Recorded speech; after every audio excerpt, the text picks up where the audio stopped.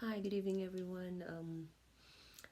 This time I'm not going to read to you anything, but I would like to share with you some readings that I have had a few years back. And this reading, I have made a reflection, which I entitled "Love Undeserved," and this is a reflection in relation to the book of Luke, chapter 15, verses 11 to um, 24. This is about the prodigal son. And of course, if you're a Christian, um, definitely you have read about this story or heard about this story many, many, many times. The story, as I go on with the story, with the sharing, I would pause for a while and I would be asking you to ponder on some things and answer it into yourself. And if you may want to, you can probably share your insight or your answers if you wish to.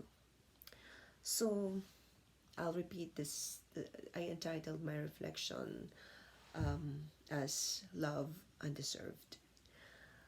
Now, in the story, there is a young man, a teenager by the name Lou. He lived with his family near the Hudson River during the Depression era in America. So, as described in the book, Lou's family is not rich, but they are not poor at all. Actually, they own a great expanse of land that is being farmed by his own father. So, the only thing that Lou didn't like about his life during that time was they only had one one vehicle. It's a truck, According to him in the story, it's a red pickup truck that chugs and coughs and he's once you ignited the engine. So it means it's not a new car. It is something that you won't, if you're a teenager, you won't want to drive at all. So Lou hated it so much to be seen driving that car or riding that car whenever he goes to town, especially being seen with by his friends, especially girls, normal teenager. So one day they got a very big surprise from his father. His father came home, parked a brand new limousine in front of their house. He was delighted, of course. At last, the red truck would be replaced. If not replaced, it will just be probably a service truck for the farm. And the family, his father, could definitely ride the new limousine. So one time, his father called Lou and asked him to run some errands, to buy some supplies from the town. And of course, Lou was so delighted. He could drive the brand new limousine. So he was right. His father allowed him to drive the limousine. So um, as he went outside the house and ignited the engine, he noticed that he forgot his wallet. So he ran back to the house and came back to the car with a great surprise. The car was not there anymore. What do you think would probably happen? So yeah, when he saw that the car was not there anymore, he tried to look for signs where it went, and tracked the you know he tracked the way where the wheels went, and presto, it was down into the Hudson River. Nowhere. It's no way that you can retrieve it, according to the story. So Lou had the greatest fear of his life. What is he going to do? Is he going to tell his father, or will he just run away? as a teenager, he was filled with fright. It's a brand new car. And it says there in the story that his father worked his life for this car. But being so loving as a son, he went back to the house. He was shaking, he was shivering with fear. And then when he stepped into the house, his father spoke. "What is it, Lou? Have you forgotten something again?" So Lou couldn't speak at once.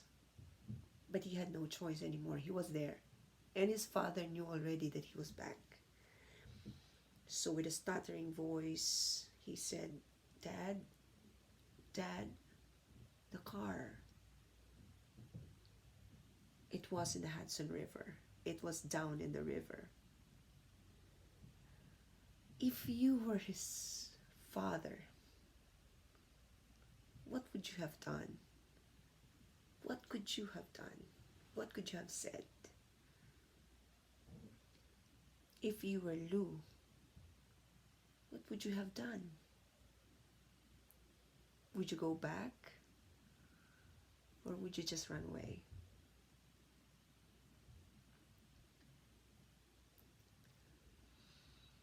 You know what his father did? He turned around from his rocking chair, grabbed something from his pocket, and showed him something. And he said, "Then there's no choice. You don't have any choice but to drive the old car." The father didn't even retaliate it. He didn't even reprimand it. He didn't even reprimand Lou. He was so calm, and he was so at peace with what happened. Just imagine, it was a brand new car, and during the time it definitely cost a fortune. But he didn't even reprimand Lou. But instead, he did something that amazed me and definitely made his son Lou not forget. And he even said that if he would grow up and if he would have Alzheimer's in the old age, that would possibly be the last memory that would be erased in his mind. And he remembered it all his life. He remembered the loving response of his father. His father didn't even embrace him or hug him. And yet, his response to what Lou did was amazingly worthy of emulation as a father. He was at peace with himself, and he was at peace with Lou. Should we say he got mad? I don't think so. Should we say that he probably, that he think it's a big race? Maybe, because it's a big sum of money. But I think as a father, he treasured his son more than the car. He treasured his son. He loved his son more than anything else in the world. So it doesn't matter. It doesn't matter to him. Did Lou deserve it? I'm not sure. But during the time, he deserved to be reprimanded. But his father didn't reprimand him. In the story about the prodigal son, the son lived a very luxurious life from the early inheritance his father gave him. Or shall I say, it was a forced inheritance because he asked for it. And he waywardly spent that inheritance up to the last centavo, up to the last cent, up to the last penny. in the story of the prodigal son, it says there that he lived like a beggar, even lower than a beggar. After spending all his money, he lost his friends, he had no companions, he had no food to eat, he had no roof over his head.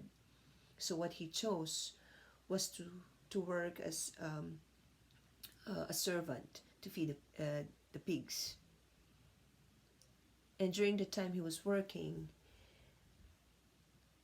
his food was the food of the pigs. And he was living in the place where the pigs are living.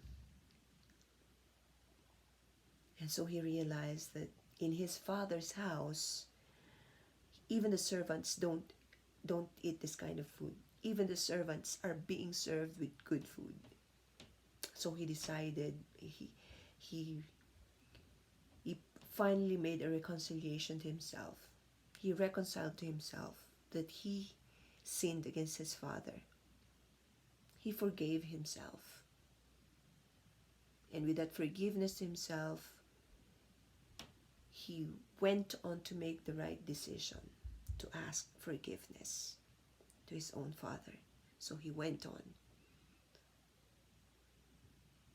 And just like what was said in the story, his father, upon seeing him, he was still far away. But when he saw him coming, he called all his servants and asked them to prepare a feast. A feast. And he said,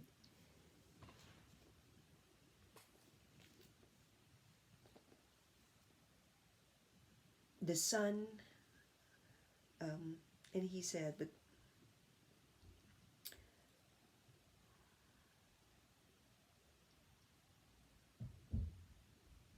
let's bring the fattened calf and kill it. Let's have a feast and celebrate, for the son of mine was dead and is alive again. He was lost and now found. So they began to celebrate.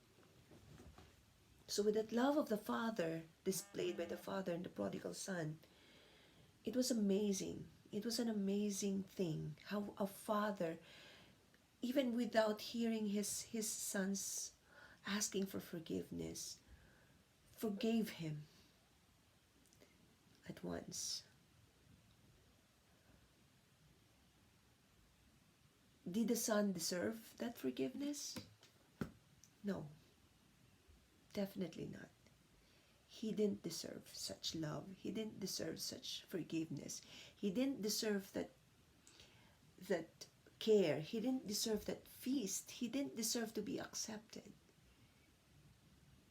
But the father's love was so amazing that he welcomed him with an open arms, put a ring on his fingers, and even asked for all the fattened calf to be slaughtered.